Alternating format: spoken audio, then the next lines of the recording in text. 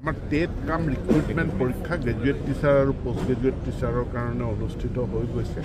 আমাৰ Assam state school education বোৰ্ডে এই পৰীক্ষা পাতিছে, কিন্তু এই পৰীক্ষাৰ লগতে এটা ইয়াৰ সমান্তৰালভাৱে ডকুমেণ্ট ভেৰিফিকেশ্যনো ইয়াত প্ৰয়োজন হ'ব।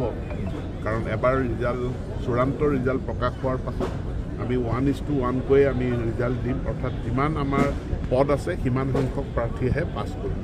গতিকে ইয়াৰো ফলাফল সোনকালে ওলাব। তাৰপিছত মই সকলোবিলাক শিক্ষক সংগঠনৰ লগত আলাপ আলোচনাত বহিছোঁ। চৰকাৰে এখন কেবিনেট ছাব কমিটি গঠন কৰিছে।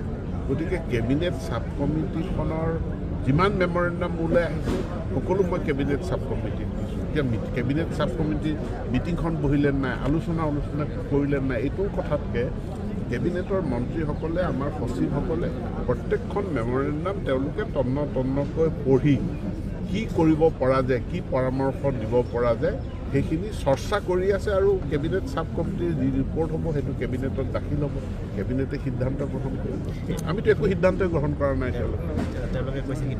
আমিতো একো সিদ্ধান্তই গ্ৰহণ কৰা, আমি বিষয়টো চৰ্চা কৰি আছোঁ, সিদ্ধান্তলৈ আমি যোৱাই নাই। কিন্তু তেওঁলোকে আগতীয়াকৈ যদি শ্ৰুতলিপি দিব বিচাৰে এইটো সিদ্ধান্ত লওক, এইটো সিদ্ধান্ত লওক, তেনেকৈতো নহয়। তেওঁলোকে কিছু ধৈৰ্য ধৰিব লাগে।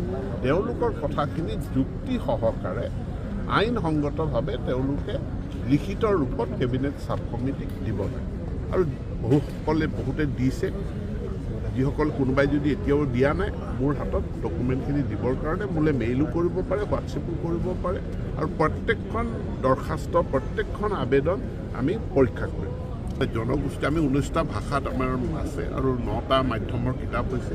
তাৰ লগতে আমি কিছু কিতাপ প্ৰকাশ কৰাৰ যিটো নতুনকৈ আমি মিচিং, ৰাভা, তিৱা আদি ভাষাও প্ৰৱৰ্তন কৰিম। এই পাঠ্যপুথিসমূহ প্ৰস্তুত কৰিছে, তাৰ যিটো টেক্সট এইটো প্ৰস্তুত কৰিছে আমাৰ SCERT আৰু সমগ্ৰ শিক্ষাই। কিন্তু পুথিসমূহ ছপা কৰি বিতৰণ কৰাৰ দায়িত্ব সেই জনগোষ্ঠীয় স্বায়ত্তশাসিত পৰিষদসমূহক আমি অৰ্পণ কৰিছোঁ। এতিয়া প্ৰথম আমাৰ যিসকল শিক্ষক আছে সেইসকল শিক্ষকৰ ভিতৰতে এই জনজাতীয় ভাষাত পাৰদৰ্শিতা থকা যিসকল ব্যক্তি আছে তেওঁলোকক বাছি উলিওৱা হৈছে আৰু তেওঁলোককে সেই বিদ্যালয়সমূহত নিয়োগ কৰা হ'ব, যাতে তেওঁলোকে পাঠদান কৰিব পাৰে। আৰু যিহেতু এইটো বুনিয়াদী স্তৰ, লাহে লাহে ই যেতিয়া উচ্চ স্তৰলৈ আহিব তেতিয়া নিশ্চিতভাৱে সেই ভাষাৰো টেট পৰীক্ষাৰ কথা আহিব, তেতিয়া আমি সেই সময়ত কৈছোঁ। চাওক, ইয়াৰ ডকুমেণ্ট ভেৰিফিকেশ্যন চলি আছে। ডকুমেণ্ট ভেৰিফিকেশ্যনটোত সময় লাগিছে আৰু লগাটোৱে স্বাভাৱিক, কাৰণ বহুখিনি অভিযোগ, প্ৰতি অভিযোগ বা বহু ভুৱা ডকুমেণ্ট আমাৰ হাতত ধৰাও পৰিছে। গতিকে এইখিনি এটাৰটো প্ৰক্ৰিয়া চলি আছে, কি কয় ডকুমেণ্ট ভেৰিফিকেশ্যনৰ।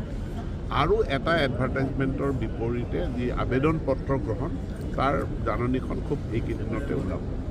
আজি সম্পূৰ্ণ মাংগলিক কাৰ্যসূচীৰে আমাৰ নতুন শিক্ষাবৰ্ষৰ কাৰণে বিনামূলীয়া পাঠ্যপুথিৰ বিতৰণ, ইয়াৰ বাবে কিতাপসমূহ আমাৰ গুদামৰ পৰা ডিছমিছ কৰা আজি আমি শুভাৰম্ভ কৰোঁ। সৰ্বমুঠ 3,41,00,000 কিতাপ আমি অসম চৰকাৰৰ এই বিনামূলীয়া পাঠ্যপুথিৰ ফ্লেগশ্বিপ আঁচনিৰ জৰিয়তে আমি বিতৰণ কৰিম। ইয়াত দুটা কম্পনেণ্ট আছে। এটা শিক্ষাৰ অধিকাৰ আইনৰ অধীনত আমি ক্লাছ 1ৰ পৰা 8 ক্লাছ 1 নহয়, ক শ্ৰেণীৰ পৰা 8লৈকে এই কিতাপসমূহ সমগ্ৰ শিক্ষাৰ অধীনত বিতৰণ কৰা হয়। আৰু আমাৰ 9, 10, 11, 12 এই 4টা শ্ৰেণীৰ কাৰণে কিতাপসমূহ অসম চৰকাৰৰ নিজা যি পুঁজি SOPD শিতানৰ অধীনত এইখিনি বিতৰণ কৰা হয়। সৰ্বমুঠ এই বছৰ আমাৰ 181 কোটি টকা ইয়াত ব্যয় হৈছে। আৰু আজি আমি 10টা ব্লকলৈ কিতাপ বিতৰণ কৰিছোঁ। কিতাপ বিতৰণৰ ক্ষেত্ৰত ব্লকলৈকে আমাৰ কিতাপবিলাক সুন্দৰভাৱে যায়। ব্লকৰ পৰা বিশেষকৈ অলপ দূৰ দূৰান্তত থকা পাহাৰীয়া অঞ্চল বা চৰ চাপৰি অঞ্চলত কিতাপ কেতিয়াবা গৈ পাওঁতে পলম হয়, যিহেতু কিতাপসমূহ পৰিবহণ কৰোঁতে তাত এটা খৰচ থাকে, লাষ্ট মাইল